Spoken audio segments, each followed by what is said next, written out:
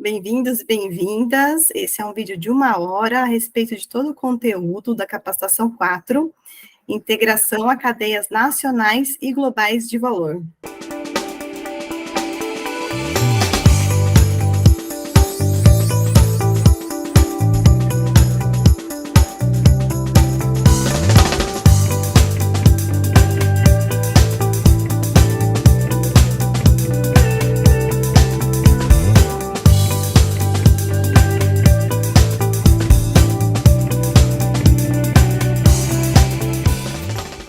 A capacitação 4 do programa COPS, Competitivas e Sustentáveis, uma iniciativa do Serviço Nacional de Aprendizagem do Cooperativismo do Estado da Bahia, SESCOP Bahia, vinculado ao sistema OCB, em parceria com o Programa das Nações Unidas para o Desenvolvimento, PNUD.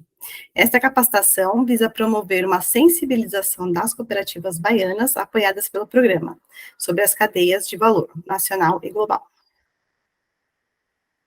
Estamos aqui com vocês hoje, eu sou Lara.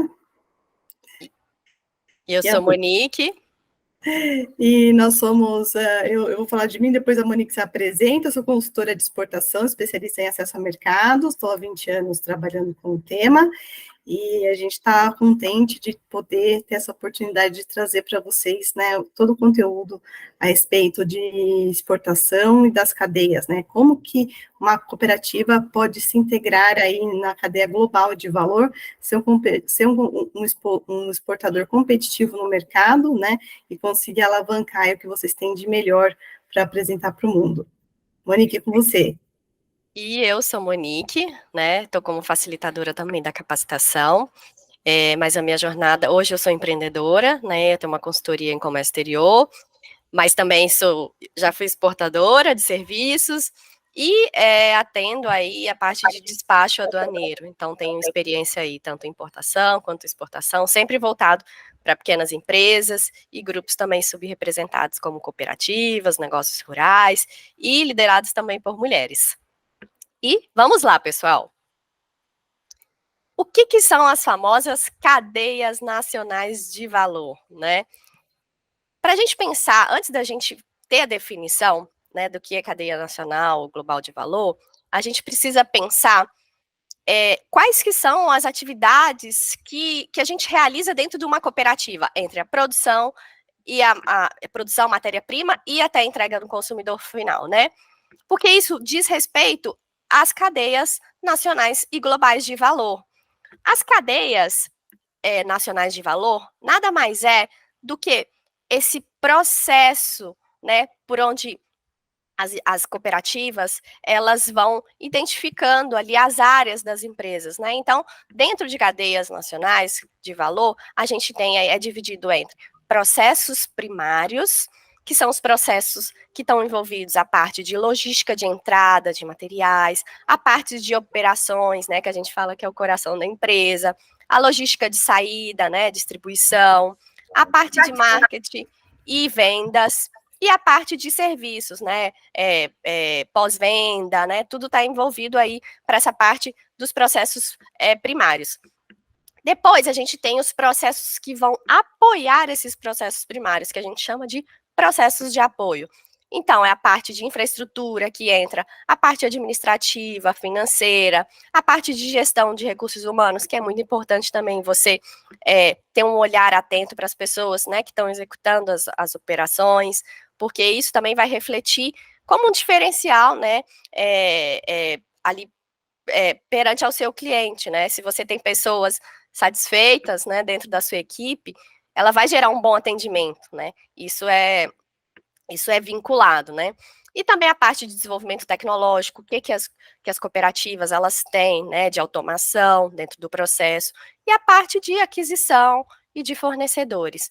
E aí, esse é um processo, pessoal, que ele foi criado aí em 85 pelo Porter, e ele é utilizado para você gerar vantagem competitiva, né? O que a sua empresa tem de diferente dos demais concorrentes, né? Então, é aí que você vai trabalhar. Ah, não, eu faço um processo que é totalmente diferente, a minha entrega é direto no cliente, né? Então, assim, isso tudo vai te diferenciar perante o mercado. Isso é um pouco geral, né? Porque a gente entende que vocês vão acessar todo o material e vão ter noção, assim, aprofundada de cada um dos tópicos que a gente está falando aqui, tá? E aí, durante o material, pessoal, a gente dá várias dicas, a gente cita, a gente inclui também alguns vídeos que vocês vão reforçar o entendimento e o conhecimento sobre cadeias de valor, tanto nacional quanto global também, tá?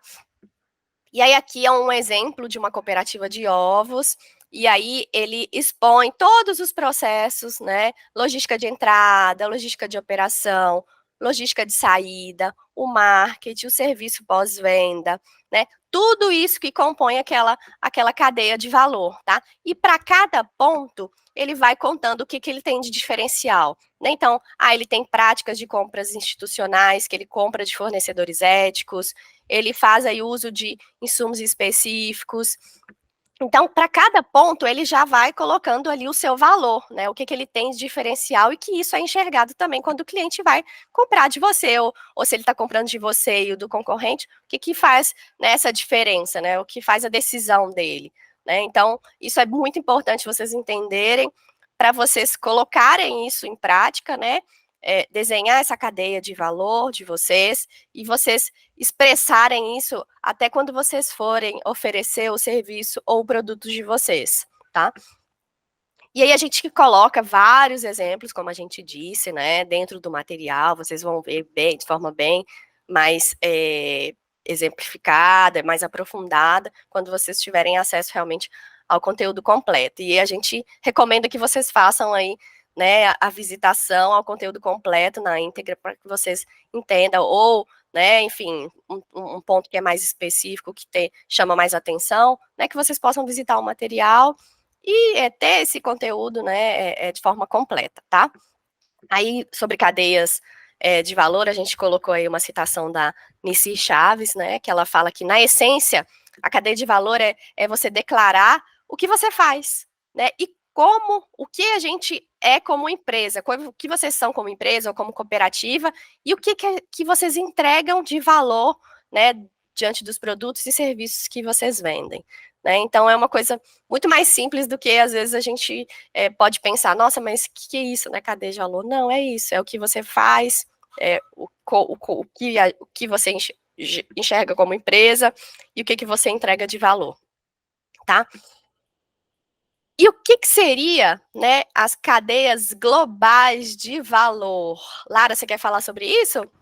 Vamos lá, eu coloco durante a capacitação, eu e a Mônica, a gente foi, né, fazendo um bate-bola a respeito dos temas, e ela ficou com a introdução da cadeia nacional de valor, e agora a gente vai entrar na parte global.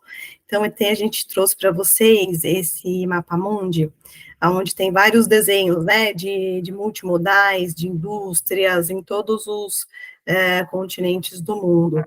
E aqui é bem para exemplificar, né, que quer dizer assim, uma produção começa, né, num campo brasileiro, numa pequena cooperativa, num pequeno território, né, e de repente uma fruta que sai de lá encaixotada, pega um caminhão, vai até o porto, no porto ela é colocada dentro de um container, e esse container segue viagem no navio, né, para algum outro país, que chega num distribuidor, para depois chegar nas lojas de um varejo, de um mercado externo, né, seja europeu, seja norte-americano, enfim.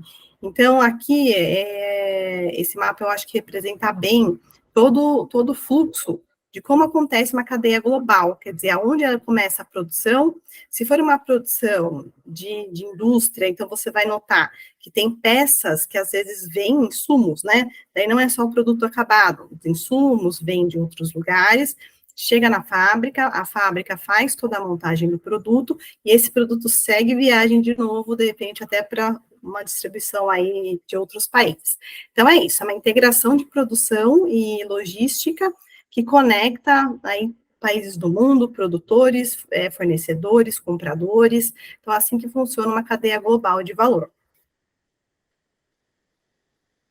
Aqui a gente tem uma citação bem interessante de um texto publicado no LinkedIn, e que diz assim: As cadeias internacionais de valor são estruturas abstratas. Elas decorrem de relacionamentos empresariais e da aceitação de produtos por grupos de consumidores. Porque a gente fica pensando assim, mas eu produzo aqui no Brasil e eu vendo para uma feira, né? Ou então, assim, eu estou numa certa localidade, no município, eu conheço o pessoal do meu município porque é pequeno, tem uma feira local, eu vendo meu produto lá, como produtor rural. Como que eu vou conseguir chegar, né, no comprador externo? Então, aqui, esse texto fala de relacionamento, então você tem que conhecer, né? Você pode conhecer através de rodadas de negócio, de feiras, de negócios que acontecem, né? Hoje tem todos os setores têm feiras de negócios, onde a gente acaba conhecendo novos compradores e podendo se relacionar com eles. Então, é essa a questão. Então, são estruturas abstratas que decorrem de relacionamentos empresariais. E isso dá para todo mundo fazer. Está acessível a todos nós, né? As grandes marcas atuantes nas cadeias globais de valor são cobradas por consumidores cada vez mais conscientes em relação ao seu empenho e processo produtivo. A imagem e o contexto do processo produtivo afetam diretamente a aceitação e o valor das marcas, bem como sua percepção nos respectivos mercados. Aqui a gente está falando de responsabilidade, né, de produção com responsabilidade ambiental e social, e hoje as grandes marcas já estão olhando para isso. Tem muitas empresas, existe um movimento hoje de grandes empresas que estão querendo se conectar com o produtor rural no campo, o pequeno, o responsável, né, que cuida ali da sua produção e das pessoas que estão ali com ele, das famílias, né, e essas empresas estão querendo se conectar para elas conseguirem, de fato, aterrissar num ambiente mais saudável e produtivo, e para que elas consigam se conectar, né, com esse consumidor mais exigente e preocupado aí com o nosso futuro.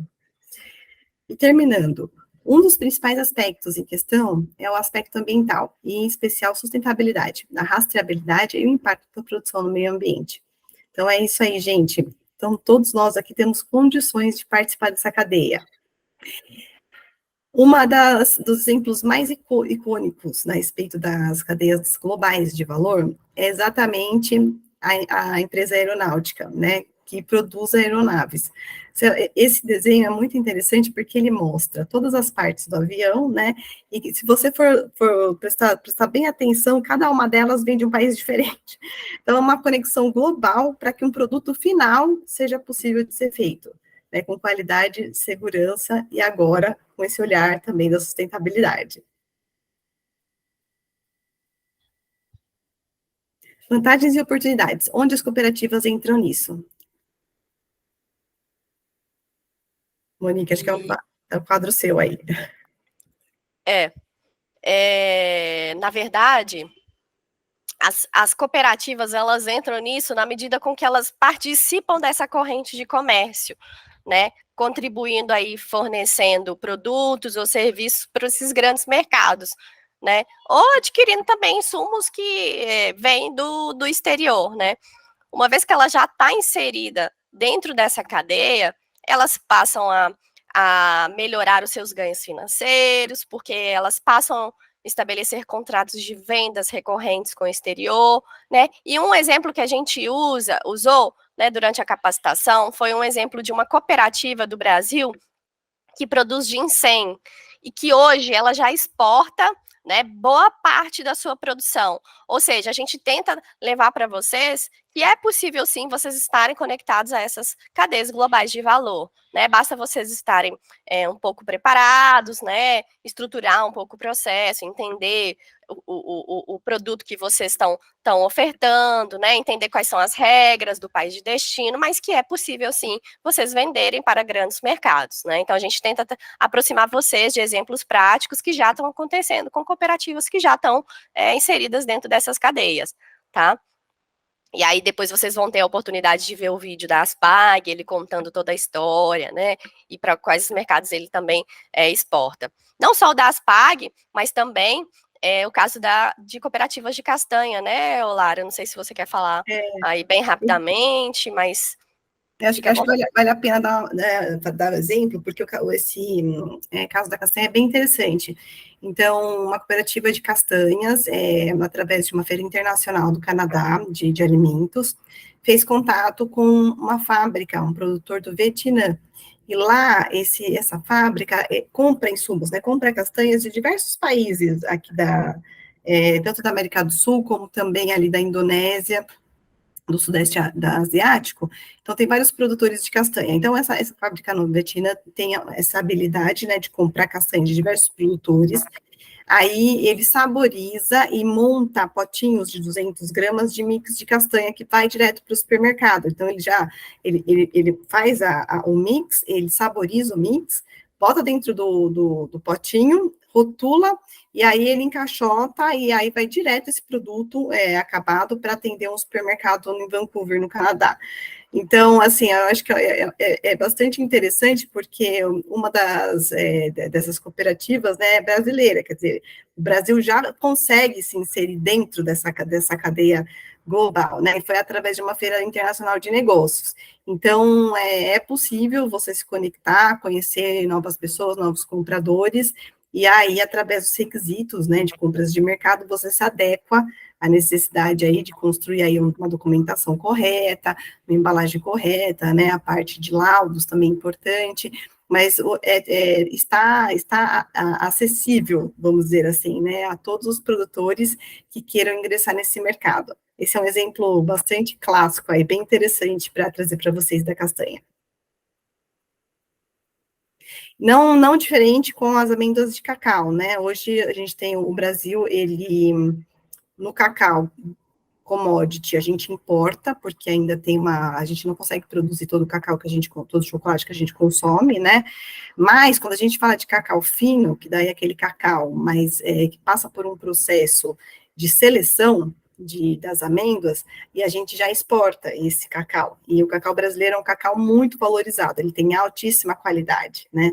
E aí a gente percebe, então, que as associações Bean to Bar, não só do Brasil, mas do mundo, principalmente europeias também, a Associação Bean to Bar belga, a francesa também, estão interessadas em comprar amêndoas de cacau de produtores rurais brasileiros. Essa conexão já foi feita, né, e várias conversas aí com compradores já estão acontecendo também. E compradores americanos já compram hoje de cooperativas do Pará que produzem a amêndoa fina. Então, para você ver como a gente também consegue, né, através de diversas conexões, até conexões setoriais, de agências setoriais, é um caminho para você conseguir chegar e conhecer aí novos compradores e interessados no produto de vocês. Aqui a gente traz um exemplo, né, da Dengo, né, mas isso, igual a gente comentou, né, vocês vão ver aí que a Dengo já está no nível, né, de oferecer experiência para o cliente, um chocolate mais gourmet, mas que também ela trabalha todos esses quesitos como vantagem competitiva, né? Então, trazer também esses exemplos práticos para vocês verem essas boas práticas de mercado e ver também o que vocês conseguem incorporar para a cooperativa de vocês, né? E aí, né, a gente pergunta, mas o que eu ganho com isso, né? E aí, a gente traz aí, pessoal, alguns dados, né, de mercado. Então, aqui, eu sei que está um pouco pequeno, deixa eu aumentar um pouquinho aqui, mas aqui a gente traz dados de exportações que aconteceram em agosto desse ano, tá? Então, a gente tem aí, né, a gente tem um país bem diverso, né, com bastante riquezas aí, recursos naturais e energéticos, e que a gente abre oportunidades para o protagonismo, né, da bioeconomia mundial. Então, o Brasil sendo um dos maiores produtores, né, de alimentos do mundo, isso gera um potencial, né, para as cooperativas brasileiras. Né, dados aí do Ministério da Indústria e Comércio, né, a pauta das exportações foi puxada principalmente pelo café não torrado, a soja, algodão, né? E outros produtos também, minério, açúcar, extrativista, farelos de soja e alimentos para animais, além de farinhas de carne e outros produtos também. Então, ou seja, a gente já está conectado com esses grandes mercados. Né? Então é só vocês enxergarem aí a oportunidade, né, que existe para vocês e vocês trabalharem dentro dessa oportunidade. E o que efetivamente vocês têm, né, de vantagens e oportunidades, né? Além do ganho financeiro, quando você abre novos mercados, né, você também tem essa independência, né, de não estar vendendo só para o mercado local, né?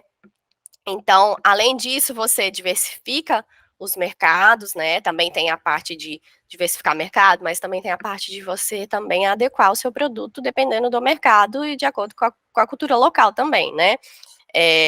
Além disso, você está gerando, de certa forma, um impacto social, porque a gente sabe que cooperativas, né, tem toda uma comunidade ali que trabalha em prol, né, para a produção do produto que é alimento, né, enfim, qual o fim que vai ser, ela está beneficiando esse entorno, né, então, sim, está gerando também um impacto social, você está ampliando aí a sua cartela de clientes, né, que favorece essa questão de aumento e fortalecimento das comunidades ao redor, igual eu falei, e também aumento da capacidade produtiva, né? À medida com que você vai ganhando novos mercados, você também vai aumentando a capacidade de fornecimento, né? E aí sim, você já pode começar, por exemplo, ou a produzir na sua própria propriedade, né? Ou você vai arrumar um parceiro que vai te fornecer, né? Então você também está ampliando o seu negócio, né? Sua cooperativa. E além disso, pessoal, uma coisa muito importante também, que você, conectado a essas cadeias globais de valor, você também pode se beneficiar, né, enquanto venda para o mercado exterior, é a parte dos acordos comerciais, né? Então, assim, o Brasil ele já tem estabelecido acordos comerciais com vários países. E isso gera vantagem competitiva para quando você vai vender para esse país que já tem um acordo comercial. Por quê? Porque vou dar um exemplo. Se eu vendo para a Argentina, vou colocar um exemplo. O Brasil já tem um acordo comercial com a Argentina. O meu produto ele vai chegar com valor diferenciado, porque o importador lá na Argentina ele vai realizar a importação e vai ser com benefício na entrada. Ao passo que se ele compra, por exemplo, da China e ele não tem um acordo comercial com a China, o produto vai ser importado, né, e vai entrar com um valor, né, com uma tarifa cheia, né, ao passo que se ele compra do Brasil, a tarifa é reduzida porque tem acordo comercial. Então, isso é muito importante, é muito bom para quando você for estabelecer negociações com outros países, se eles têm acordos comerciais com o Brasil, isso já é uma vantagem competitiva, tá bom? E aí também no material a gente coloca aí, né, tem as fontes aí que você consegue verificar quais são os acordos vigentes que o Brasil tem com os outros países, que também é importante, né, principalmente para quem está buscando novos mercados, isso também pode ficar no radar de vocês, né. E como inserir as cooperativas nessas cadeias de valores, né? Aí a gente coloca, ó, a primeira coisa é vocês estruturarem o processo, é vocês entenderem depois sobre o seu mercado. Então, uma vez que você estrutura seu processo, entende sua cadeia global ou a sua cadeia nacional de valor, suas vantagens competitivas, depois é você entender sobre o seu mercado. Então, eu vou exportar para a Bélgica, ou eu vou exportar para a Alemanha. Eu preciso entender, porque às vezes eles têm algumas barreiras e a gente precisa atender. Ou não tem barreira e é mais fácil de eu exportar, né? Às vezes eu tenho que atender algum requisito ou outro. Mas eu preciso entender como que é o meu processo, né? Eu preciso entender como que o meu mercado ele vai adquirir o meu produto lá fora. Além disso, é muito importante entender os requisitos, principalmente para produtos que envolvam, né, aí, saúde humana, né? Por exemplo, alimentos, cosméticos, isso tudo está ligado à saúde humana e tem agências de regulação, como a gente tem aqui na Anvisa, né? Porque eles têm que fazer esse papel também, né? Eles não podem deixar isso sem nenhum requisito para entrar no país, eles precisam ter o mínimo de atender aos procedimentos locais, né?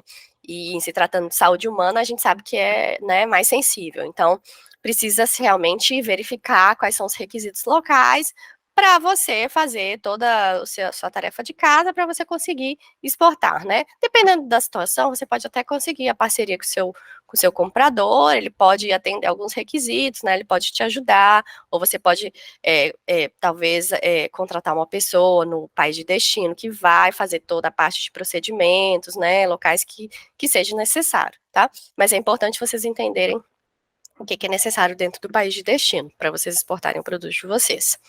E a gente, né, durante a capacitação, a gente teve, né, a oportunidade de trazer uma colega que ela é de uma cooperativa de mel e que ela conta todo o caso de como é exportar, né, para outros países o mel. Muito interessante, então fica aí a dica para vocês acessarem o material e conferirem a fala da Vanessa, da Copemap, que fala detalhadamente quais são os requisitos, quais são os países que eles já vendem, e que não foi uma coisa assim, nossa, meu Deus, isso não é para mim, não é para minha cooperativa, não. Ela foi, ela foi, se capacitou, né, entendeu como que eram os requisitos, e hoje ela já exporta para vários países, tá? Então, também encoraja um pouco as cooperativas a sair um pouco aí desse contexto de que às vezes, não, exportação não é para mim, ou mercados exteriores não são para nós, né? Ela traz essa visão também, de que é possível, tá?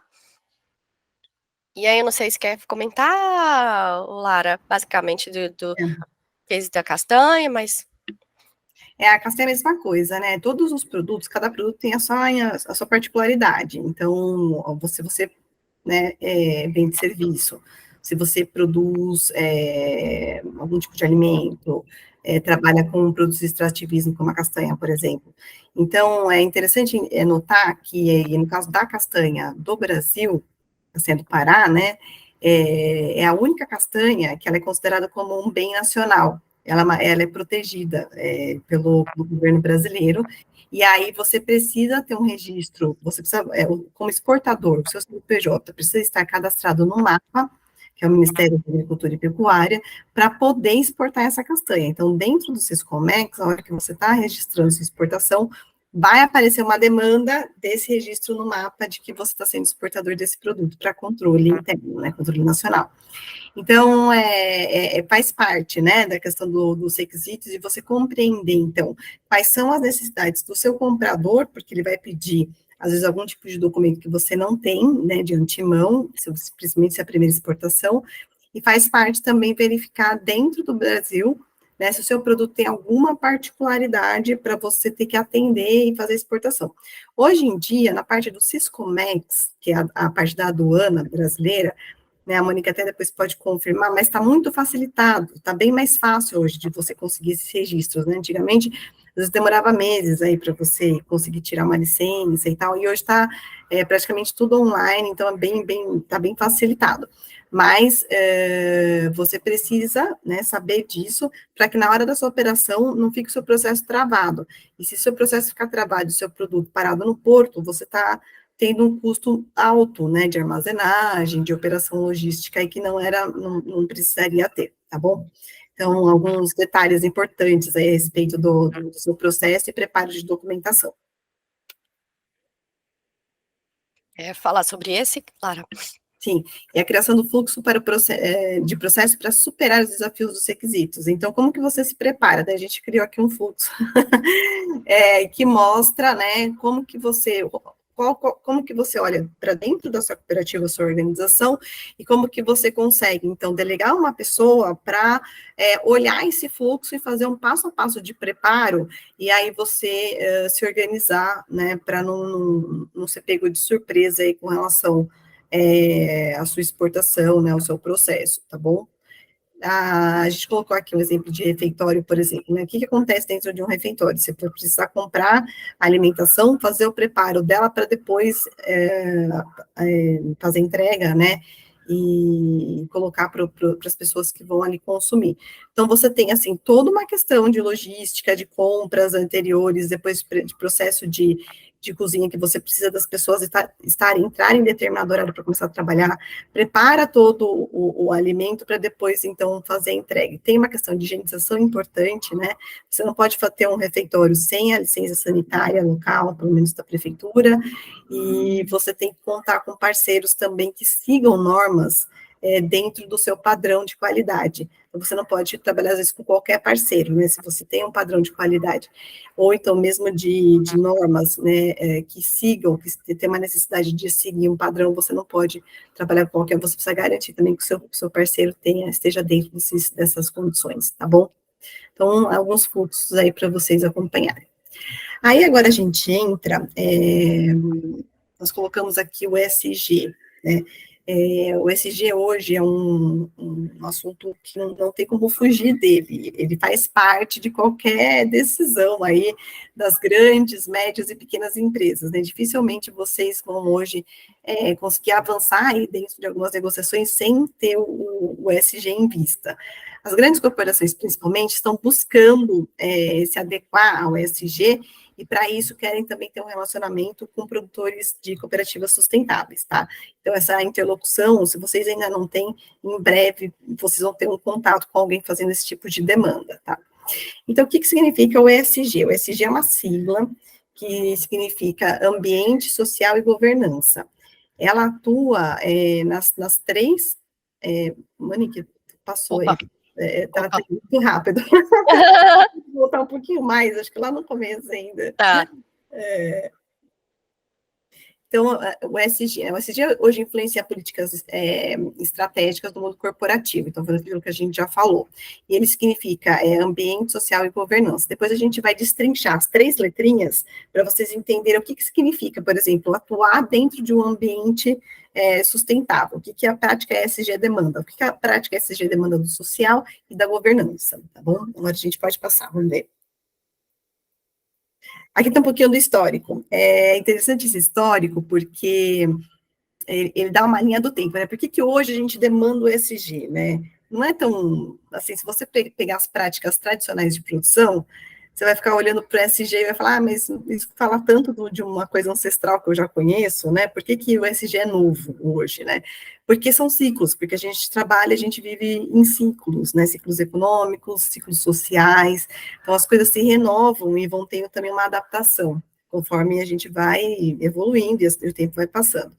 Então, a sustentabilidade, ela foi criada por um engenheiro florestal alemão em 1713, e que significa o seguinte, não tirar mais do que a floresta pode dar. Então, assim, não é novo, né, esse termo, ele já vem de lá de trás. Mas aquilo, antigamente, nessa época, a gente via muito da floresta, era comum, né, ninguém se preocupava muito se ela vai estar viva ou não ali, porque a retirada, a princípio, não era tanta. Mas aí o que acontece em seguida? Acontece a Revolução Industrial. E aí, quando a Revolução Industrial ganha força, então a gente começa a consumir, a retirar e a extrair muito mais, né, dos recursos naturais, principalmente com água, isso acontece com a água, acontece com a produção, né, em geral, assim, de alimentos, a produção de papel, por exemplo, né, a extração de madeira. Então, tem uma série de produtos que hoje a gente extrai do meio ambiente que daí impacta muito na conservação ambiental e daí em todo o fluxo de clima, um ar, né, saudável, enfim, tudo que a gente tem. E aí, seguindo para o histórico de acontecimentos, a gente tem a quebra da Bolsa de 29. Então, assim, depois de uma bomba, né, de um boom, de um boom da Revolução Industrial, onde as pessoas começaram a ter um pouco mais de conforto, e conseguir comprar produtos, né, industrializados, aí não precisava ficar fazendo, principalmente a indústria têxtil, né, que foi muito forte nessa época, não precisava ficar costurando em casa, você comprava já roupa pronta, né, a questão dos plásticos também, com a indústria do petróleo, de plástico, que começou a crescer muito, vem a quebra da Bolsa de 29. E aí deu aquela arrefecida de novo, as pessoas meio que, né, entrou numa recessão, e as pessoas começaram, então, a dar aquela parada no consumo, né, e nisso, outros mercados já começam a olhar oportunidades de crescimento, e os Estados Unidos começam, então, a trabalhar num novo fluxo de produção. E aí entra a guerra. Daí começa, então, o que acontece com a guerra? A indústria de armas é privilegiada aí, então quem tem dinheiro e quem consome armas começa a apostar em outras tecnologias, em outros tipos de produção também, para voltar depois desse aquecimento para todo mundo, né? E a reconstrução também da Europa, que ajudou depois aí os Estados Unidos mesmo a terem uma grande retomada aí, ter um período aí de crescimento econômico. Daí a gente chega, depois do pós-guerra, né, a gente tem aí uma grande evolução e crescimento da economia, a gente chega na revolução tecnológica, né, que é nos anos 2000 das empresas.com, quando a internet explodiu, já estava na mão de todos os consumidores, e aí a gente começa a ver pipocar uma série de empresas.com, e nem todas sobreviveram, até hoje a gente usa, né, mas as grandes aí que ficaram para contar a história. E, então, teve também esse ciclo tecnológico que a gente passou e hoje já está mais estabilizado. E depois, para dar mais uma sacudida, a gente teve a pandemia em 2020. E aí, na pandemia, aconteceu um fenômeno interessante que tem muito ligado com a saúde. Então, a gente teve os ciclos econômicos anteriores, que tiveram uma questão de industrialização, tiveram uma questão de poluição, depois tiveram uma questão de produtos, né, de hábitos de consumo diferenciados, a revolução da tecnologia, e agora a gente chega na questão da saúde com a pandemia, onde pessoas perderam suas vidas, né, e aí teve uma preocupação muito forte individual com a questão da saúde, e as pessoas começaram a olhar, poxa, como que eu posso me manter mais saudável se acontecer uma nova, né, um acometimento, né, de doenças futuras aí, porque a gente não consegue controlar, como uma nova pandemia, como que eu posso me manter mais saudável para esse futuro, né, o meu corpo ser mais resistente e eu poder viver mais, né? Então, foi aí que entra toda a questão da ESG, que as indústrias começaram, as empresas, grandes empresas, começaram a se preocupar em ter um relacionamento mais próximo desse consumidor, muito preocupado com a saúde, né? E aí sim também entra toda a questão de meio ambiente, porque se o ambiente está saudável, a gente também está saudável, né? E aí, então, aqui eu explicando um pouquinho desse comportamento aí, né, do pós-pandemia, então a gente pode passar. E agora eu vou explicar, então, as siglas, né, o ESG. Então, o E de Environment, que é a parte ambiental. Então, práticas adotadas relacionadas ao meio ambiente. Então, quais são elas? Né? Quais práticas as empresas hoje adotam para seguir a instrução do ESG? E aí, isso segue em cadeia para todos os fornecedores. Então, é importante notar, porque você também pode ter que, como fornecedor de uma grande indústria, você pode ter que estar alinhado a essas práticas. Então, a gente tem controle e redução de poluentes, que aí entra muita questão de logística e produção em fábricas, né? Embalagens recicláveis, que a gente vem batendo muito nessa questão do reciclável, porque hoje os oceanos estão cheios de plásticos, né? Então, que tipo de embalagem reciclável eu posso substituir hoje uma original de plástico? Então, está sendo muito olhado para isso, a gente percebe os canudinhos, né? Que hoje já tem canudinho de papel para descontelado, até no todinho veio o canudinho lá de papelão, né? A gestão de resíduos, que é muito importante também, principalmente Fabril, né? A parte de empresas que usam muita água no seu processo de fabricação, então tem que ter uma gestão de águas e de resíduos também, que são os descartes, né, do lixo, que sobra ali, que eu posso aproveitar ou fazer um descarte correto. Fontes limpas de energia, aqui no Brasil a gente é privilegiado, então a gente tem uma fonte, a gente trabalha com várias fontes limpas de energia, né, como, por exemplo, a energia eólica, que está crescendo muito ali no Nordeste, fora as hidrelétricas, né. A redução da emissão de carbono, que está todo mundo olhando para a pegada de carbono, quer dizer, como que eu posso apoiar, de repente, negócios sustentáveis, né, que me ajudem na minha pegada de carbono. E a geração e armazenamento de energia limpa, que também tem a ver com toda essa prática voltada ao meio ambiente. O S são práticas adotadas relacionadas ao social. E aí ela pode estar relacionada ao social externo à empresa ou interno, junto com as práticas de RH, o que eu posso fazer para os meus funcionários terem uma qualidade de vida melhor, tá? Então, tem um incentivo ao debate e ao diálogo, que a gente vê muito no terceiro setor, é muito natural esse incentivo e debate ao diálogo, né? Mas dentro das empresas, às vezes você não tem essa liberdade com a questão da hierarquia, e isso está sendo incentivado. Então, em vez de a gente olhar para uma estrutura mais vertical, a gente vai olhar para uma estrutura mais nivelada, né? Então, essa abertura é importante. maiores benefícios aos seus funcionários, quer dizer, o que eu posso oferecer de benefício ao meu funcionário, que faça ele se qualificar e também ter uma qualidade de vida melhor, né? Então, eu não vou oferecer benefício só para ele estar ali, né, estudando e melhorando o seu serviço, mas também como que ele pode, por exemplo, ter recursos, né, para fazer o trajeto de casa para o trabalho de uma forma mais segura, o que eu posso beneficiar ele com relação ao bem-estar. Então, esses benefícios também estão sendo questionados aí, revisados pelas empresas. Inclusão social e diversidade. Então, a gente já ouve bastante, né, uma tendência das empresas a abrirem a sua contratação para uma inclusão social maior com pessoas diversas, né, de diversos focos da sociedade aí, que também às vezes são um pouco, não tem uma abertura para chegar numa empresa, por exemplo, uma pessoa que tem uma deficiência, alguma coisa desse tipo, né? E políticas preventivas ao assédio, racismo e qualquer tipo de discriminação. Então, também, assim, está se batendo muito mais forte em cima disso, aí, né, as empresas estão adotando políticas para prevenir esse tipo de comportamento.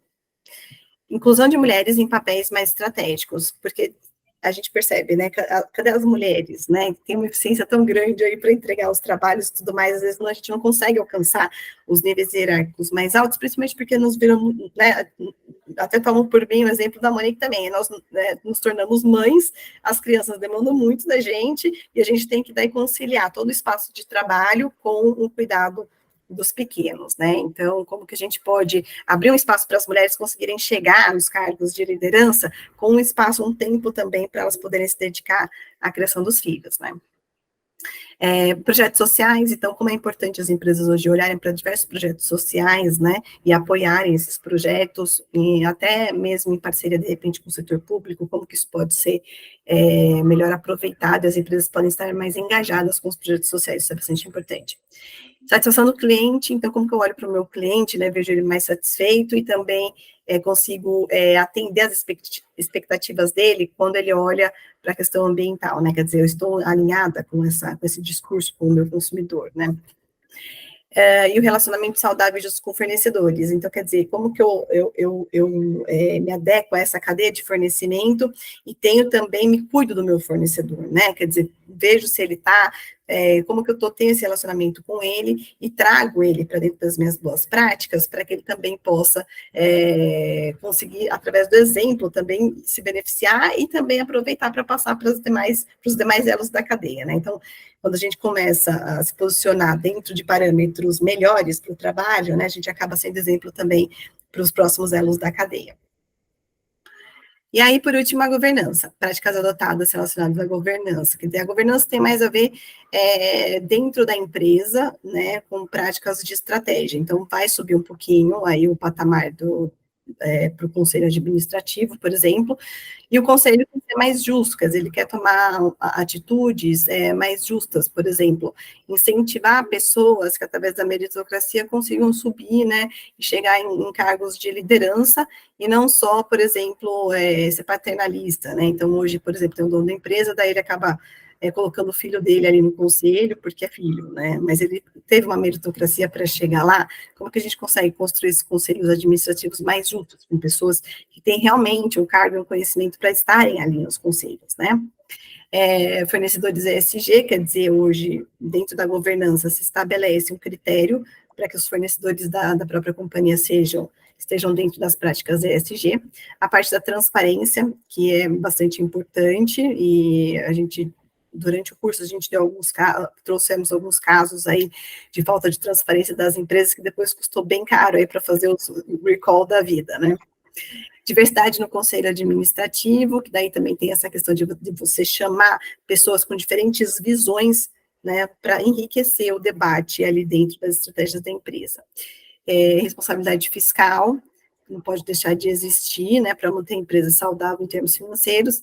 Prática anticorrupção, a mesma coisa, né, ter pessoas idôneas ali trabalhando, e a privacidade e segurança de dados, que hoje é um dos temas, assim, também mais altos, porque existe muita invasão, né, a partir dos bandidos cibernéticos aí, que acabam entrando nos sistemas das empresas, coletam, roubam dados, né, e depois fazem chantagem aí para troca de dados. Então, essa parte da privacidade e segurança de dados hoje é bastante importante, e as empresas também estão bem de olho nisso, tá, nesse tema.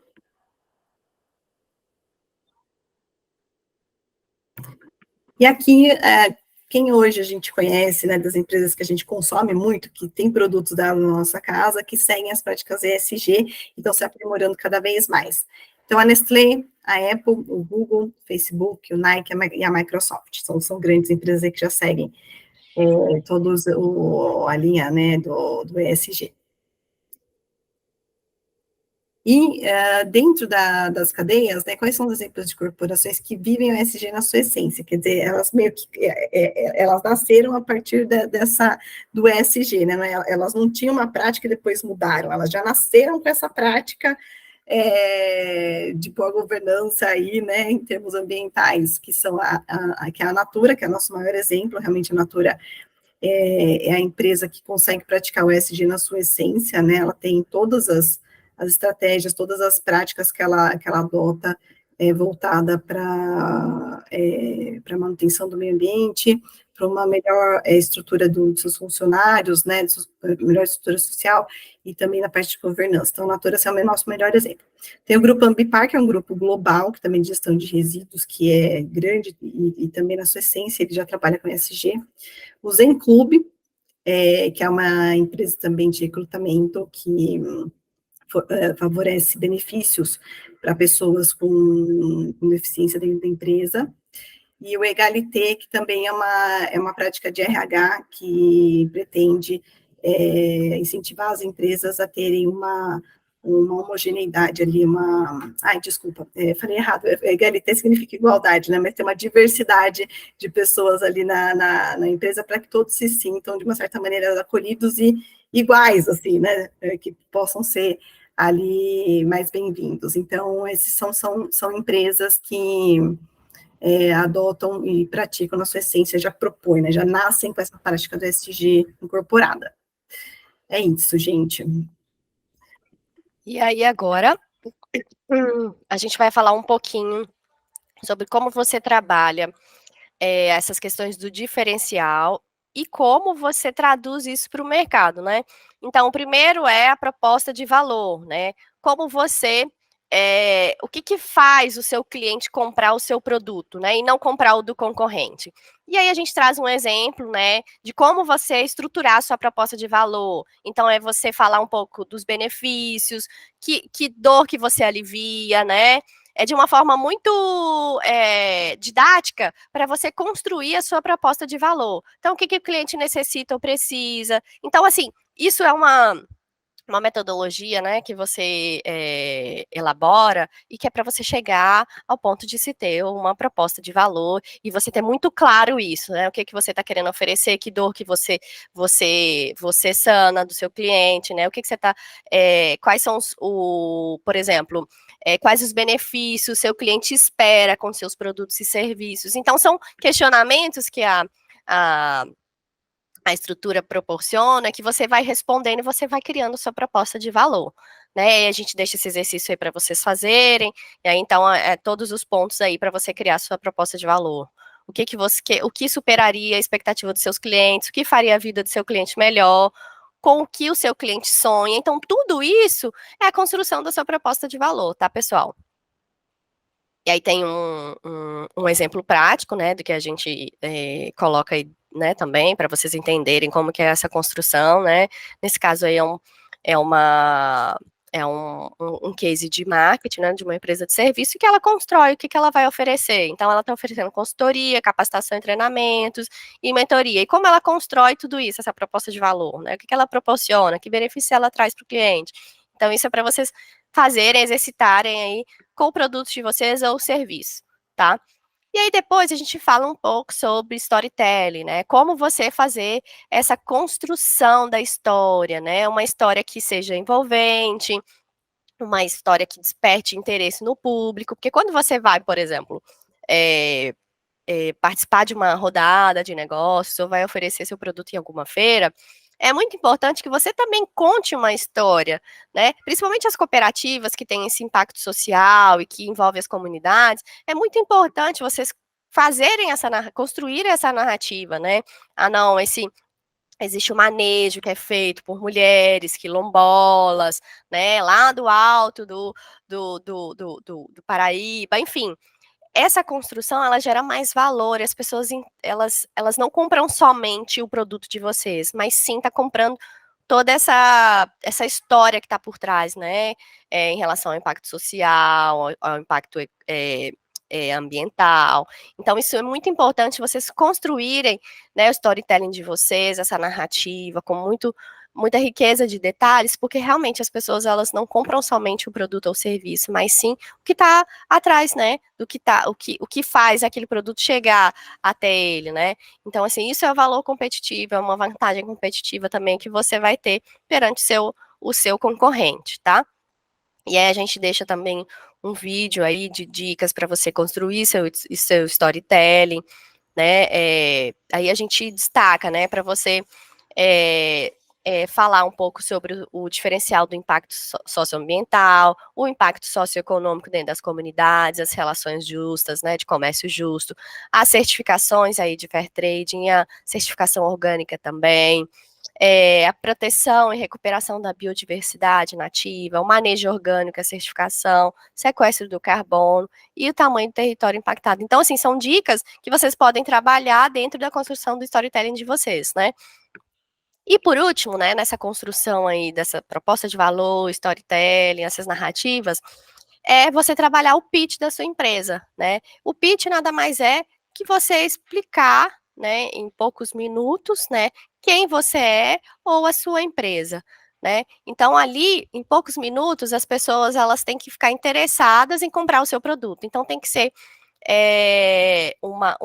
com argumentos, né, que sejam evidências ou de dados, né, que você pretende, ah, não, eu produzo produtos orgânicos que são produtos saudáveis, né? Que atingem uma parcela da população que é vegana. Então você já vai construindo, é um pouco também do storytelling, tá? Mas que você vai entregar para quem tá discutando, né? Informações valiosas que vão fazer ele se interessar pelo seu produto. E num curto período de tempo, porque o pitch, a ideia é que você esteja, por exemplo, quando o pitch foi criado, né, o pitch elevator, é como se você tivesse a oportunidade de estar com um grande investidor indo do primeiro ao 15º andar. Então, você tem poucos minutos para você falar ali sobre sua empresa, o seu produto, e a pessoa ficar interessada em ter uma segunda conversa, né? Então, é isso. Então, você precisa realmente despertar o interesse aí com dados, né, com informações, né, relevantes aí do seu negócio ou do seu produto, tá? Então, é importante vocês terem também o pitch para vocês utilizarem ele aí dentro de qualquer momento de negociação também, né? Ou se você estiver participando também de algum programa, né, e que se exige o pitch, é importante vocês já terem estruturado também esse discurso aí que fala sobre a cooperativa e sobre vocês, tá? E a gente traz um exemplo, né, aí daquele programa, não sei se vocês assistiam na época, o Shark Tank, ele é nesse formato, né, as pessoas chegam lá e fazem um pitch com dados relevantes e que seja interessante para que investidores ou pessoas interessadas queiram comprar o seu produto ou o seu serviço, né, aí a gente dá um exemplo aí da Josi, mas fica aí a dica para vocês entrarem e assistir, que é bem interessante. E o formato também vocês entenderem e praticarem, né. E agora a gente já entra, pessoal, na parte de internacionalização. A gente está correndo aqui, porque a gente sabe que é uma horinha, né? Então a gente precisa só passar esse consolidado para vocês ficarem interessados realmente na capacitação por completo, né? A internacionalização é esse processo quando você amplia seus horizontes para o mercado internacional, né? Seja ele na importação, na exportação de produtos e de serviços também.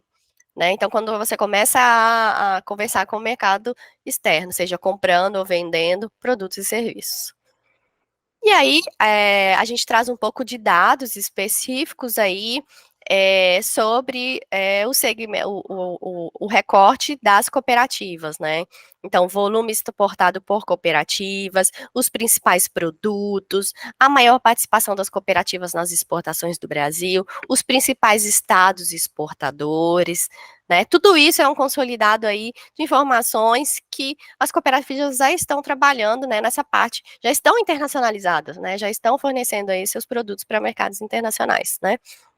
Aqui o destino, os principais destinos de exportações também de serviços que a gente teve pessoas interessadas, né, cooperativas que eram específicas de serviços, então aqui também tem um pouco sobre os países, os volumes e também quais foram qual foi a pauta exportadora, tá? E aí, aqui a gente já entra, pessoal, na parte um pouco mais prática, né? Porque o objetivo, né, é a gente levar um pouco da teoria, mas também para vocês terem esse interesse de vocês colocarem na prática tudo aquilo que a gente está passando para vocês. Então, aqui a gente traz uma metodologia que foi criada por mim, né, muito dentro desse contexto de pequenos negócios, começando na internacionalização e que não sabiam por onde começar. Então, eu criei essa metodologia chamada Canvas de Comex, que é um norte aí para as primeiras exportações, e aí você consegue ter um mínimo básico para você começar a rodar seu primeiro processo, né? Então, aí agora a gente vai destrinchar cada ponto de uma forma muito sucinta, bem rápida, porque vocês vão ver tudo isso detalhadamente na própria capacitação, mas a ideia é que vocês possam ter esse norte por onde começar, né? E quais são as informações chaves aí dentro do processo de vocês. Então, a primeira coisa é você saber aí as informações detalhadas sobre o seu produto, né? Isso é um ponto bem importante, bem sensível, que também pode ser um ponto a ser fiscalizado, né? Você então precisa descrever corretamente, né? Com bastante riqueza de detalhes, aquilo que você está exportando ou importando. Além de, aí é que eu dou um exemplo, né, de uma descrição completa, né, do que seria esse drone, né, no caso aqui é um carregador, é uma bateria, então, mas a gente fez essa descrição bem completa para a gente não ter nenhum tipo de questionamento por parte da fiscalização, porque o produto, a descrição, ela tem que bater com a classificação fiscal, que é muito importante, né? A classificação ela tem que ser coerente. Não coloquem, por exemplo, classificação de acordo com o percentual do tributo. Ah, não, eu vou classificar nessa NCM aqui porque ela tem um imposto menor. Não faça isso, porque isso é um risco e é muito perigoso, né? Apesar de que você pode estar sujeito à multa. Então, faça o processo correto, comece, né, descrevendo certinho o seu produto, com bastante detalhes, para você chegar na sua classificação, para que o seu processo comece bem e continue também, né? E aí a gente dá um exemplo, né? Porque, como a gente chega nessa classificação, nessa descrição completa, né? E aí eu dou um bônus aí dentro do material, que seria um formulário de classificação fiscal, que ali eu descrevo para vocês quais são os pontos principais para você compor sua descrição de produto, né? Então, o material constitutivo, do que é formado, o formato, tudo para você ir construindo a sua descrição do seu produto, tá? Ainda sobre produto, é muito importante vocês terem bem classificado, né, a NCM, que é essa nomenclatura comum do Mercosul, é aquele ponto dentro da nota fiscal que vocês declaram, né, e que é muito importante porque esse item, a classificação, a NCM, ele é um item rastreador, né, ele é um código, e que aí ele pode ser usado também para você entender os dados estatísticos de volume de exportação, de importação, entender mercado, mas também é um item que abrange a questões de procedimentos em relação à exportação, importação, a parte de tributação também. Então, é muito importante esse dado estar bem correto para você também não correr o risco aí de estar vendo informações erradas sobre o seu produto ou sobre o seu mercado, tá bom? E aí você tem como consultar, né, a tabela de NCM dentro do portal único. Aí você consegue fazer a pesquisa tanto por por nome ou pela própria classificação, ele vai te dar todas as informações, então também se você tem alguma dificuldade, você consegue verificar isso através do portal único, tá? Do sistema Classif. E aqui a gente coloca o site, né, o link, para você acessar direitinho, você ter acesso, você confirmar ou analisar a sua NCM, a NCM do produto que você esteja, que está adequado ou não está, né, ou se você está fazendo uma nova classificação também pode te ajudar. Aí a gente dá o exemplo, né, de uma NCM de banana, que a gente foi lá no sistema e conseguiu ver qual que era a NCM específica desse produto. E aí, depois partindo, né, primeiro produto, que a gente entrou com a parte de descrição e classificação, e aí a parte de licenças e certificados, né. A partir da NCM do produto, olha o quanto é importante, né. A partir da NCM do produto, você consegue identificar qual é o procedimento aplicado para ele na exportação. Tá? Então, aqui a gente também demonstra aí onde você consegue esse tipo de informação dos procedimentos dentro do portal único, é só você acessar através da NCM que você vai ter todas essas informações detalhadamente. E aí ele te pede, né, informações sobre o país de destino que você está exportando, né, para ele te dar uma informação mais assertiva, tá? Então é importante também você ter mais detalhes aí quando você for fazer consulta em relação às licenças, os certificados ou procedimentos em relação à sua exportação. E aí, depois de produto, licenças e certificados, a gente vai para a parte de mercado, que é uma parte muito importante, principalmente para exportação, né? Então, hoje em dia, a gente consegue, através de ferramentas, entender quais são os principais mercados para o seu produto, tá? Muito importante, como eu falei, você saber a NCM correta do seu produto, porque é a partir dela que você vai conseguir consultar essas ferramentas, tá? Aí a gente dá exemplo da ferramenta, de 3 ferramentas, tá? Dentro do material. Então, a primeira é o Comex Stat, que é uma ferramenta brasileira, em que você consegue aí avaliar todas as informações de volume exportado, volume importado, quais são os principais estados exportadores ou importadores. Você consegue também avaliar o preço médio de acordo com o mercado. Ah, não, o mercado dos Estados Unidos ele paga um preço melhor do que o mercado da Argentina, sabe? Você consegue avaliar isso tudo através do Comex Stat. E aí, a gente deixa algumas dicas, né? Quando você estiver lá operando na ferramenta, você coloca lá tipo de operação exportação ou importação quando você quer avaliar a concorrência. Você vai definir aí o último ano também para você analisar. Você vai fazer o filtro de países de NCM, que vai restringir mais a pesquisa e vai ser mais direto ao ponto que vocês estão querendo. E os valores, você vai colocar aí o valor FOB, a quantidade estatística, porque aí você consegue fazer aí, se você divide o valor FOB pela quantidade estatística, você consegue avaliar aí o preço médio, tá? Então, essa é a primeira ferramenta que vocês conseguem avaliar os principais mercados e em relação ao preço médio e informação de concorrência internacional também. A segunda ferramenta é o Trade Map, essa é uma ferramenta internacional e que você também consegue analisar aí os dados da demanda, mas de um nível internacional. Que os países, quais são os principais países compradores, os principais países vendedores do seu produto, né? Então, não é só do ponto de vista do Brasil, que é o que o Comex Stat faz, né? Compra e venda do Brasil. Essa daqui é compra e venda do mundo inteiro. Né, quais são os principais países. E aí, dentro do Trade Map, é importante você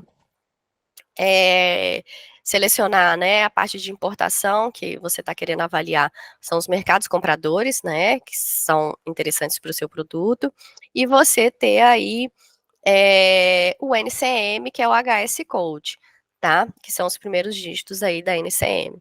E aí também a ferramenta, ela é bem interessante porque ela pode te dar aí informações até de empresas que compram um determinado produto. Então, ele te dá ali informações do site da empresa, dependendo do país, né? Então, isso tudo você tem como saber através do Trade Map, tá? Mais detalhes mesmo, vocês vão ver lá o passo a passo que a gente fez em relação ao Trade Map. E por último é o Helpdesk, que é uma plataforma também bem completa, que ela acaba consolidando muitos dados, inclusive do Trade Maps, tá? É uma plataforma mais nova. E aí você consegue identificar a oportunidade, né? Você coloca dentro de oportunidade empresa exportadora, né? E aí você coloca de origem Brasil e o produto, você tem que colocar aí a NCM. Para qual mercado? Se você não sabe, ele também te fornece informações sobre quais os principais mercados, de acordo com sua NCM. E ali você tem informações bem interessantes, que são de tarifas de importação no país de destino, os requisitos obrigatórios, né, lá que eles fazem para importar sua mercadoria, o seu produto, os tempos que eles levam para importar. Isso é uma ferramenta bem completa, né? Além de também ter uma parte que é de parceiros, então, quais são, lá tem uma listagem de agentes de transporte, e que você também pode usufruir através da ferramenta, tá? Essas ferramentas são, assim, a gente passa a navegação para você fazer, né, básica, mas você pode ali brincar o quanto que você quiser, né, explorar o quanto você quiser ali em relação às informações, em relação aos mercados, e é bem interessante, tá? Que vocês vão ter uma visão bem completa aí de qual mercado é interessante para vocês investirem, tá? E aí, dicas quando você não sabe o mercado, né? Também dentro dessa ferramenta. E aí, a gente deixa uma cereja do bolo, que é a parte dos setores de promoção comercial, aí localizado nas embaixadas e consulados ao redor do mundo, que os SECONs, eles dão essa assistência a empresas, né, estrangeiras que desejam investir no Brasil ou importar produtos ou serviços brasileiros, e ele pode te fornecer, inclusive, por exemplo, se você é uma cooperativa brasileira de café, né, e está pensando em exportar para os Estados Unidos, não sei, tô chutando aqui. Você pode entrar em contato com as SECONs, no caso dos Estados Unidos, tem mais de uma SECON, né, já tem os dados diretos do e-mail da pessoa responsável, pode enviar a mensagem para eles, falando, olha, eu sou uma cooperativa brasileira de iote, castanha, de cacau, enfim, de chocolate, café, e gostaria né, de maiores informações sobre o mercado americano, porque eu tenho interesse em investir nesse mercado. Então, ele pode passar dados aí de ferramentas, que é interessante para você localizar potenciais compradores, tá? Além de te dar aí o apoio, né, enquanto embaixada e consulado ali brasileiro lá fora, tá? Aqui eu dou um exemplo aí da Secons da Argentina, né, que você tem todas as informações aí de contato. É uma questão mais, falo cereja do bolo, porque é uma coisa bem simples e que a maioria das empresas, as cooperativas não sabe, né, que tem esse apoio. E aí, né, é difícil, né, buscar mercado, é uma coisa de outro mundo. Agora com as ferramentas e com todas as informações é tranquilo, né, pessoal? Então a ideia é essa, é trazer, desburocratizar também um pouco essa ideia de internacionalização, de que as coisas são muito difíceis, né? E aqui eu vou passar rapidamente, a gente já falou sobre essa questão de proposta de valor, as dicas, né, você elaborar isso com dados, mapear as oportunidades, o exemplo de vídeo. Aí eu já parto para a parte de logística, tá? Porque a parte anterior é de proposta de valor, de você construir isso através do storytelling, do pitch e da proposta de valor. E aí a parte da logística, né? A logística, ela é definida aí pela composição de aéreo, marítimo, rodoviário, ou você pode combinar mais de um, né? Ou um aéreo com rodoviário, porque a carga não vai chegar diretamente no avião lá dentro da cooperativa ou dentro do comprador, né? Ele precisa de um transporte ali rodoviário para fazer isso, combinado. E aí, na parte da logística, a gente também fala um pouco sobre os incoterms, né? Que são essas condições de vendas internacionais e que elas vão definir a responsabilidade, os custos e a transferência aí, como eu disse, de responsabilidade entre o comprador e o vendedor. Então, o Incoterm, ele te dá essa visão, né, em relação a tudo isso e até mesmo para você compor seu preço de exportação, tá? Então, se você está falando que você vai entregar até o porto, você tem a responsabilidade, o custo e o risco até o porto, né? E isso vai compor seu preço ali, o preço que você for passar para o seu comprador, né? Então, o FOB vai compor isso daí, esse trecho até o porto, custo, todas as despesas até aquela localização, tá? Aí o exemplo do FOB, como a gente disse. E aí, a parte de cliente, né? É muito importante você pensar qual é o perfil do seu cliente. É um consumidor final ou é uma empresa, né? Isso vai definir também e vai estruturar a sua estratégia para a inserção no mercado internacional. Então, esse é um ponto que você precisa ali estar atento, por isso que a gente colocou também no Canvas de Comex, tá?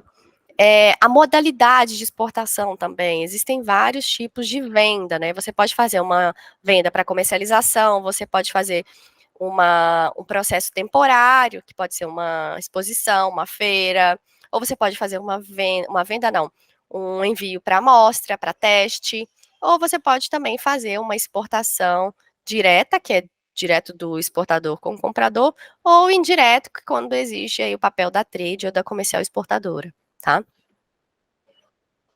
A condição de venda, aí você pode ser uma venda que você vai receber, uma venda que é sem cobertura cambial que você não vai receber, no caso de amostra.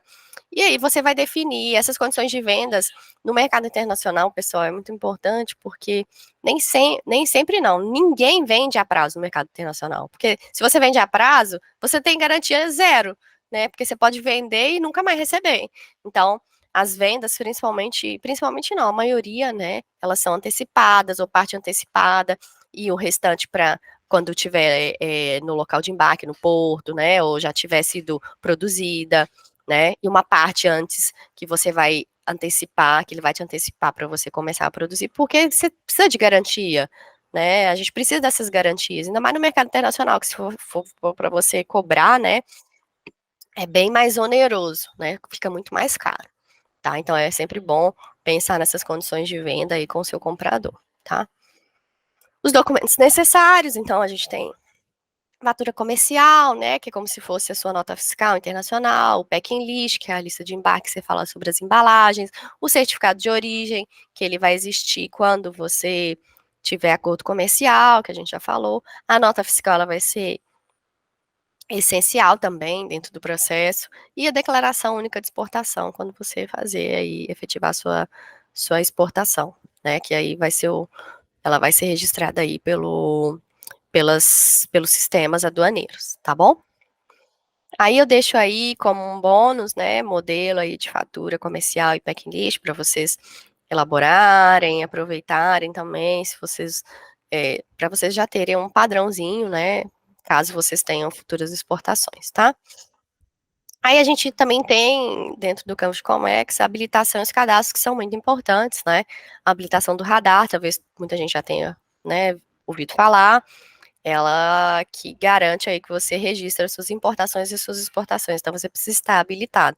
Para você se habilitar, você precisa ter o certificado digital, né, o SCPF do sócio ou do proprietário da cooperativa, né, então isso tudo é muito importante, você se registrar, né? Você está aí habilitado para você iniciar suas operações. Tá? Além dessa, tem outras que são aí casos específicos do marítimo, você tem que ter o registro na Marinha Mercante ou com os próprios entidades anuentes, né? Um exemplo, o Inmetro, ele também precisa de você fazer o registro ali dentro do sistema deles. E aí a gente fala que eu não vou detalhar muito, porque na ferramenta a gente, na capacitação, né, a gente tem aí detalhando o processo de habilitação do radar Siscomex, né, quem pode utilizar, né, quais são as modalidades, para o caso da exportação, a Express é a mais indicada, que você pode exportar ilimitadamente e importar até US$ 50.000, né, a cada 6 meses. Então, a gente fala um pouquinho detalhadamente sobre esse processo de habilitação, né, de radar, e o passo a passo mesmo, pessoal.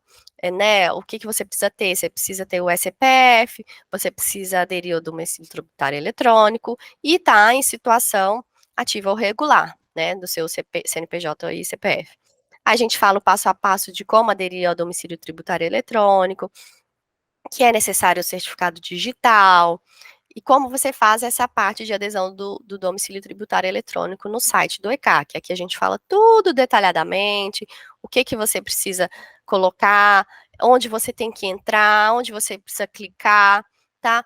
Onde você vai optar pelo domicílio tributário eletrônico, todo o passo a passo, pessoal, que vocês vão ver dentro do material, tá bom?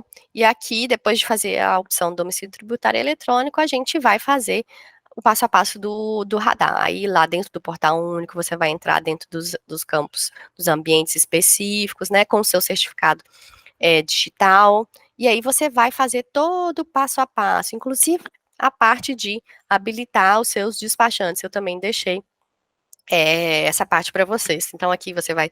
Esse é o processo de habilitação do radar, tá? Que é um ganho muito grande para vocês, porque se vocês forem fazer isso fora no mercado, pelo menos um salário mínimo vocês vai ser cobrado, tá? Então, aqui o material vocês têm acesso a todo esse passo a passo que vocês mesmos podem fazer, tá? Desde que seguir aí corretamente as premissas, né? E todo o passo a passo, tá bom? Aí, assim que você conseguir fazer tudo, ele vai dar o aceite, e aí vai estar a sua habilitação concluída. Aí, aqui o passo a passo de habilitação do despachante, e aí eu deixo como bônus para aquelas cooperativas que já no passado tiveram o radar habilitado, tem como também você consultar aí se está vigente ou não o radar de vocês, tá? Aqui alguns mitos, o MEI pode habilitar radar? Sim. Preciso tirar meu radar se vou fazer courier? Não.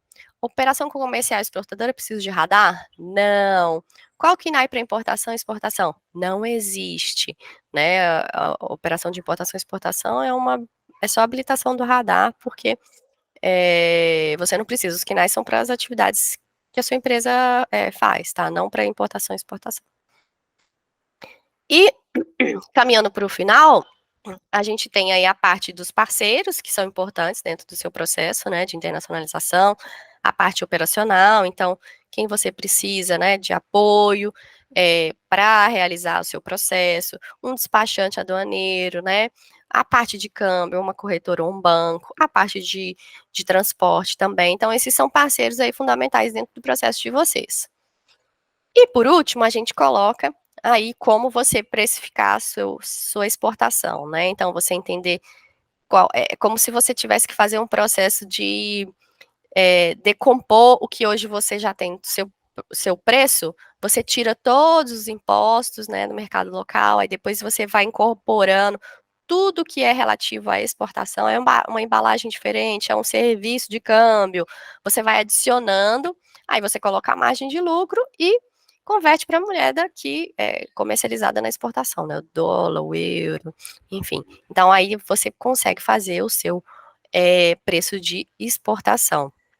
E aqui tem uma ferramenta, né, simulador de preço de exportação, que também ele te ajuda a fazer isso, decompor o seu preço no mercado interno, tirar tudo que é relativo ao mercado interno, adicionar tudo que está relativo à exportação, colocar a margem e você já tem seu preço de exportação, tá? De acordo com o seu Incoterm também. Isso ele te pergunta, tá bom? Então aqui essa ferramenta ela é muito interessante para vocês que querem aí trabalhar no preço de exportação, tá?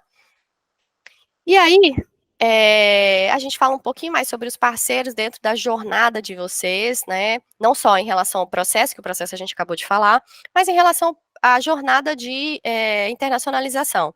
E aí a gente cita, né, a FIEB, o SEBRAE, a Apex com o PayEx e os parceiros prestadores.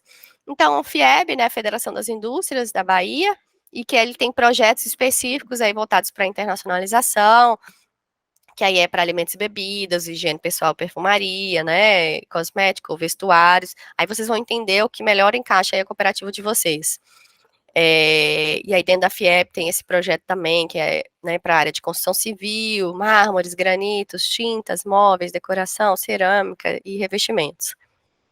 E eles têm também trilhas específicas aí de capacitações com temas ligados à internacionalização, assessoria, né, individualizada para as empresas e a parte de promoção comercial também, né, comissões e feiras de negócios. A Apex, né, Agência de Promoção às Exportações, é também um parceiro, né, pode ser um parceiro de vocês nessa jornada, principalmente porque ela tem o PayEx, né, que é esse programa de qualificação à exportação, que também podem ajudá-los, né, nessa capacitação, nesse entendimento sobre o processo, e também vocês estarem conectados aí com, né, com a agência para saber um pouco sobre as rodadas, missões, oportunidades que a agência promove para as cooperativas, tá? Aí lá no material vocês vão ver que tem um vídeo explicativo sobre o PayEx, tá? E aí também, além desses parceiros, né, a FIEB, o Sebrae, a Apex, aí também tem despachantes, consultorias, agentes de carga e de câmbio também, que podem ser interessantes aí para o seu processo de internacionalização. Lara, você quer tocar esse aqui, dos ODS e as cadeias? Acho que já vamos caminhando para o final, né? Isso. E aí, aqui, então, a gente faz um compilado, quer dizer, o que vocês aprenderam aí, né? Que já viram dos ODS, dos outros cursos, né? E como que você integra todos eles à cadeia de valor. A gente colocou um frio aí bem interessante, quer dizer, você precisa estar conectado aos ODS, né? Passa pela cadeia de valor, que é o que vocês têm, tá sistematizado aqui, o que você pode depois melhorar dentro de todo o seu fluxo e organização da sua cooperativa, e por fim, daí se integrar à cadeia de valor global, né? Que você pode, então, dentro com o seu serviço ou com o seu produto, você consegue se conectar a compradores internacionais e fazer uma entrega aí de maneira global.